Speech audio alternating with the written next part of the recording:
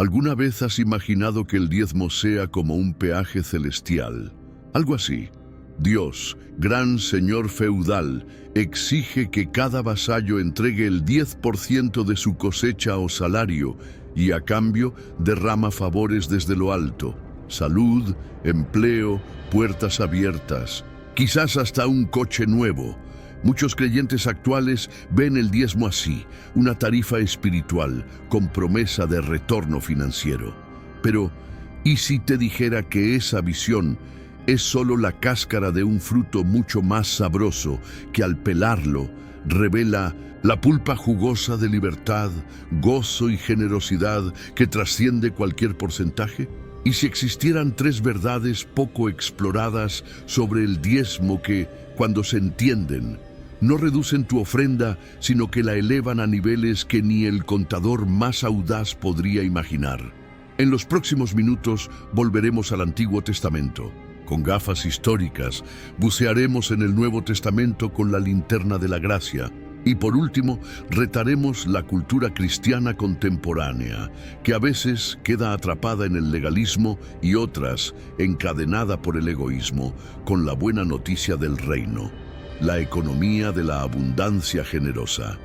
Lo haremos en 5 secciones, amplias, para que al final tu mente despierte a una verdad sencilla pero profunda. Dios no anhela diezmos automáticos, quiere corazones inflamados por la generosidad del cielo. Pero antes de avanzar, necesito que escribas en los comentarios: doy por amor, vivo por gracia. No es solo un juego con el algoritmo, aunque ayudará a llevar este mensaje a millones de hermanos sedientos de libertad financiera, sino un acto profético de alineamiento. Declaras que tu relación con el dinero, desde hoy, se guiará no por el miedo ni la superstición, sino por la confianza en el Padre que conoce tus necesidades antes de que las expreses. Pulsa me gusta. Cada like es un amén público que invita a más personas a ver la luz. Y suscríbete. Esta comunidad es un manantial donde muchos beben, porque en su ciudad no hay iglesia que enseñe equilibrio entre gracia y responsabilidad. Respira hondo. Suelta la carga de deudas, el temor y las promesas rotas. Abre espacio para que el Espíritu te convenza, corrija, consuele y capacite para ofrecer no solo el 10%, sino el 110% de tu corazón, el 100% de tu alabanza y la proporción que Él te inspire, sea el 2%, el 20% o el 90% de tus bienes. Ela, tasa agrícola de Israel. Para entender el diezmo bíblico, primero abandonemos nuestras hojas de cálculo y calzamos sandalias de cuero sobre el suelo pedregoso de Canaán. Imagina una sociedad sin nómina, donde la ganancia brotaba del sol que maduraba el trigo, de la lluvia que regaba la viña y de los corderos nacidos en la madrugada fría. En ese contexto, el diezmo aparece como engranaje de un sistema agroteocrático, un mecanismo que unía culto, servicio público y justicia social. Levítico 27 y Números 18. La constitución del culto rural. Al librar a Israel de Egipto, Dios entregó no solo preceptos espirituales, sino un completo marco civil. Levítico 27:30 ordena: todo diezmo de la tierra es consagrado al Señor. Números 18, 21, 24 designa a los levitas, sin heredad territorial, como beneficiarios de ese tributo. El 10% de la producción alimentaba a la tribu sacerdotal, encargada de enseñanza, adoración, sanidad pública, diagnóstico de lepra y justicia religiosa. Nada de bolsas de monedas junto al altar. La ofrenda era cosechada, trillada y medida en efa, almacenada en graneros anexos al templo o en sinagogas regionales. Deuteronomio 14. El ciclo trienal de solidaridad. Cada 3 años, el diezmo segundo. Maasher Shenni, se destinaba a órfanos, viudas y extranjeros. El tributo cumplía doble función, sustentaba el culto y atendía a los más vulnerables. Levitas y huérfanos, ambos alimentados por la misma décima parte. Un dispositivo de welfare sagrado, de la confederación tribal a la monarquía. El rey impone impuestos siglos después. En 1 Samuel 8, Israel pide rey. Samuel advierte: tomará el diezmo de vuestro cereal y lo dará a sus oficiales. Vipa 15. El diezmo financia el palacio y no solo el templo. Bajo Salomón, 1 Reyes 10, 26, 29, se pagan tributos reales y la manutención sacerdotal se ajusta, pero el diezmo rural pierde fuerza, reemplazado por tasas diversas. El modelo no es eterno ni rígido, sino moldeado a la realidad sociopolítica de un pueblo que pasó de seminómada a reino centralizado. Malaquías 3, un clamor contra la corrupción, no una fórmula mágica. Tras el exilio, Malasías denuncia sacerdotes que retenían granos mientras viudas morían de hambre. El famoso «robaréis a Dios» no es un cheque en blanco para prometer carro nuevo, es un llamado al arrepentimiento de líderes que explotan la devoción popular. Dios exige: traed todos los diezmos al alfolí y hablad de ello, para que haya provisión en la casa y nadie perezca. El abrir las ventanas del cielo alude a lluvias bendiciendo cosechas, no a cuentas bancarias. El principio tras la ley. ¿Por qué 10%? No hay cálculo matemático revelado, probablemente un porcentaje pedagógico, suficiente para sostener el ministerio y a los pobres sin aplastar al productor. Era obligatorio. Quien no diezma elude su deber comunitario. Esto nos enseña que Dios valora los mecanismos de solidaridad, pero la forma cambió. La Iglesia, hoy en urbes con monedas digitales, no puede simplemente copiar la tasa agrícola de una teocracia milenaria. Aplicación. Antes de imponer el 10% como dogma, pregúntate: ¿mi comunidad garantiza ayuda a los necesitados? Nuestros líderes viven con integridad. ¿Nuestro presupuesto refleja culto y justicia? Si respondes no, el problema no radica en el porcentaje, sino en la visión del reino.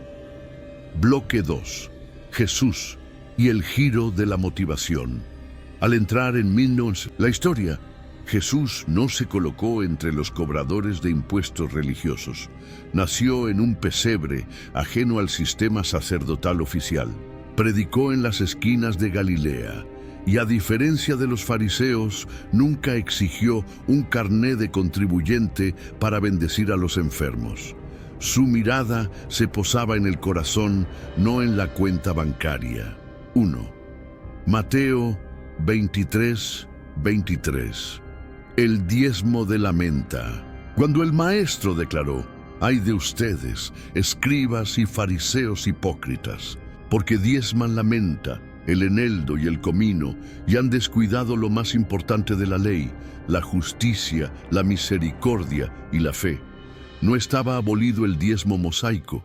Jesús mostraba que una minuciosidad que carece de compasión se vuelve caricatura de la piedad. Contar hojitas aromáticas mientras se ignora al huérfano equivale a escupir en Dios, haciéndole guiños a la ley. 2. El alcancía del templo y la viuda que dio el 100%. En Marcos 12, 41, 44, Jesús se sienta frente al arca de ofrendas y observa a los ricos depositar bolsas que suenan a dinero. Entonces llega una viuda, probablemente temblando, y pone 2 pequeñas monedas. Jesús convoca a los discípulos y sentencia: «Esta pobre viuda dio más que todos». El criterio no era un porcentaje fijo, sino la intensidad de la confianza. Ella no podía dar el 10% porque no tenía ni siquiera el 1%. Aún así, lo dio todo. En términos legales, su diezmo habría sido 0. Para el cielo, fue un 100% de entrega. 3. Lucas 11:41. Den primero lo que hay en el interior. Al reprender a los fariseos por limpiar el exterior de la copa, Jesús concluyó: antes bien, den como limosna lo que hay dentro y verán que todo les quedará limpio.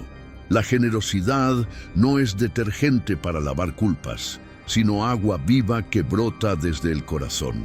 La ofrenda que Dios desea no surge del cálculo, sino de la compasión transformada. Punto 4. La nueva alianza.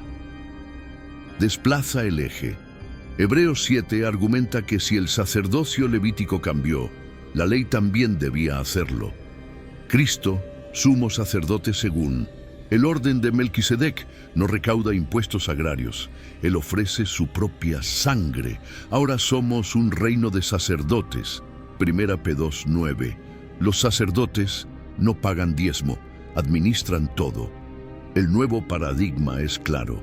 El 100% es del Señor, y ese 100% queda a disposición del Espíritu para invertirlo donde más convenga. Aplicación práctica. Antes de apartar el 10%, pregúntate: ¿mi ofrenda nace de un orgullo que busca aprobación divina o de una gratitud que ya descansa en la obra consumada de la cruz? Bloque 3. Iglesia primitiva y la generosidad radical. Después de Pentecostés, el Espíritu rompió paradigmas. Personas que días antes temían perder su posición en el Sanedrín, ahora vendían propiedades, depositaban el fruto de sus ventas a los pies de los apóstoles y repartían según la necesidad de cada uno. 4:34-35. Veamos este ADN generoso 3.1. Hechos 2 y 4. Comunión que disuelve la carencia. Hechos nos dice: no había entre ellos ningún necesitado. Esta abolición de la miseria no provino de un decreto estatal, sino de corazones derretidos por el fuego del Espíritu. Unos usan este relato para abogar por un comunismo teológico, otros lo descartan como un utópico momento irrepetible. Pero el punto no es el sistema económico, sino la disposición a renunciar a lo superfluo para que nadie carezca de lo esencial. Punto 2. La ofrenda para Jerusalén. Macedonia en extrema pobreza. 2 Corintios 8 describe iglesias macedonias sumamente pobres que suplicaban a Pablo la gracia de contribuir con los hermanos hambrientos de Jerusalén. No les sobraba el 10%, sino les desbordaba el corazón.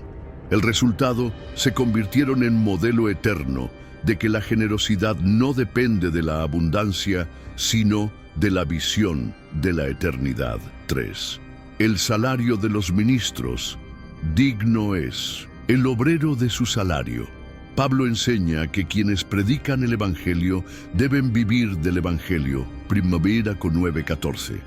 Sin embargo, voluntariamente renunció a ese derecho cuando era necesario, tejiendo tiendas para no ser tropiezo.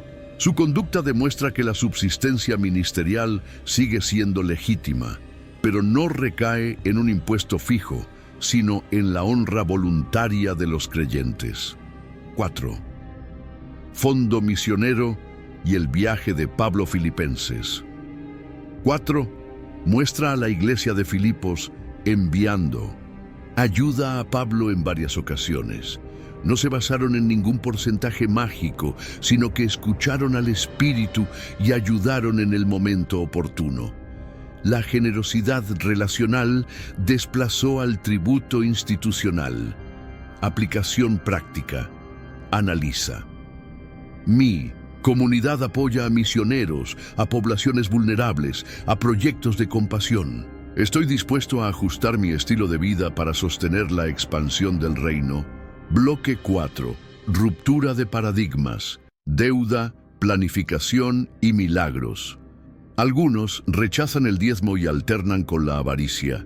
Otros lo abrazan y caen en la superstición, esperando que el 10% garantice un retorno mágico. El Nuevo Testamento llama a una mayordomía equilibrada, donde la fe se une a la planificación. 1. Proverbios 6. Las hormigas y la planificación. Antes de prometer ventanas del cielo, Dios exalta a la hormiga que almacena en verano. Presupuesto, reservas, estudio financiero, todo es espiritual. La generosidad no exime de la planilla, le da propósito. Punto 2. Romanos 13:8. No deban a nadie nada. Muchos fieles diezmaros viven con tarjetas de crédito al tope. Pagan el 10% al templo y el 20% al banco en intereses. Dios no desea que sacrifiquemos nuestra responsabilidad financiera en el altar de la religiosidad. El primer paso hacia la verdadera generosidad es liberarse de la esclavitud de la deuda. Chet 3. Multiplicación bajo dirección divina. La viuda de Sarepta dio su última harina y vio su aceite multiplicarse. 1 Re 17. Un niño ofreció 5 panes y sobraron 12 canastas. JN 6. El patrón. Obediencia específica. El milagro acompaña a la fe que obedece, no a una fórmula replicable. 4. Planificar para dar mucho. 1 Corintios 16:2. Cada primer día de la semana cada uno separará algo. Planear con la guía del Espíritu permite ofrendas generosas en el momento justo. No se trata solo de espontaneidad, sino de disciplina santa. Aplicación práctica. Siéntate con papel y lápiz y calcula. ¿Qué gastos superfluos puedo eliminar para liberar recursos a la misericordia? Pide al Espíritu metas audaces, no cadenas legales. Bloque 5. Desafío contemporáneo. Entre legalismo y abandono. Hoy día somos testigos de dos extremos contrapuestos en la Iglesia. Por un lado, comunidades que usan Malaquías 3 como látigo para exigir diezmos mecánicos. Por otro, grupos que, hastiados de la avaricia o del abuso espiritual, rechazan toda forma de contribución. Ambas posturas pierden la bendición de una economía de gracia y justicia. 1. Legalismo que hiere. Cuando desde el púlpito se promete prosperidad material, autos de lujo, ascensos laborales, milagros económicos, a cambio de ofrendas, se convierte el diezmo en una lotería sagrada. Ese tipo de mensaje confunde el Evangelio con un esquema de riqueza rápida, familiar a la mentalidad del pague para ganar. El resultado es frustración, desilusión y cinismo.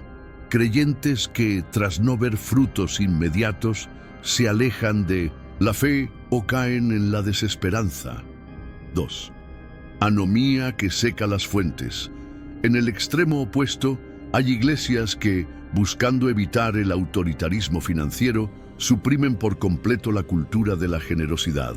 Al no establecer ningún modelo de contribución, carecen de recursos para sostener misiones, medios de comunicación cristiana o ayudas sociales. El error no está en rechazar un 10%, sino en no reemplazarlo por nada. Sin inversión consciente, toda obra de fe se empobrece. 3. El camino justo. La vía del reino combina intencionalidad y libertad.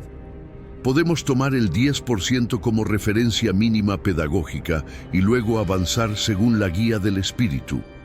La iglesia local requiere transparencia total, presupuestos abiertos y objetivos misioneros claros. La membresía, por su parte, responde con ofrendas fieles, no por miedo al reproche, sino impulsada por una visión del reino y el deseo de ver vidas transformadas.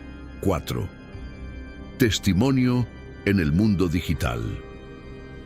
En una era dominada por escándalos de teología de la prosperidad, exhibir finanzas limpias y generosas es un evangelismo silencioso pero poderoso. Clínicas y refugios gestionados por comunidades cristianas, becas escolares y proyectos de justicia social financiados con ofrendas son predicaciones vivientes que hablan más fuerte que los megáfonos de los templos. Aplicación práctica. Si tu congregación ha caído en alguno de los extremos, propone un camino intermedio, exige rendición de cuentas, participa activamente en los ministerios de compasión y convierte la crítica en propuestas constructivas. Solo así se restablecerá la economía de la gracia en tu entorno. Conclusión. Economía de la gracia. Hemos recorrido un largo sendero, desde el granero levítico hasta el altar del templo, desde la entrega espontánea de los macedonios hasta las modernas hojas de cálculo presupuestarias.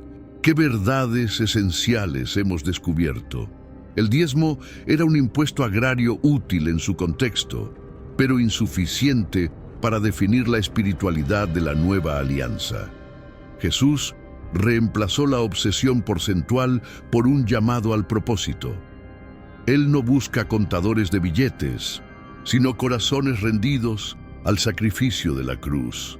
La iglesia primitiva experimentó el más que diezmo. Vendieron propiedades, sostuvieron misioneros y garantizaron que nadie careciera del pan diario.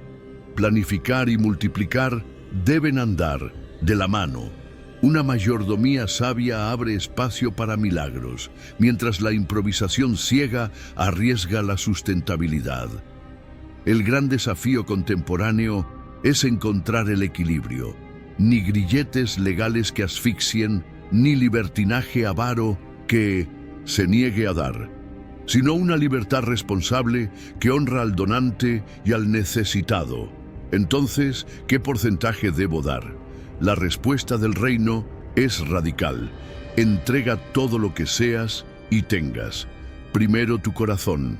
Luego, el Espíritu te indicará cuánto de tu economía fluye en compasión y justicia.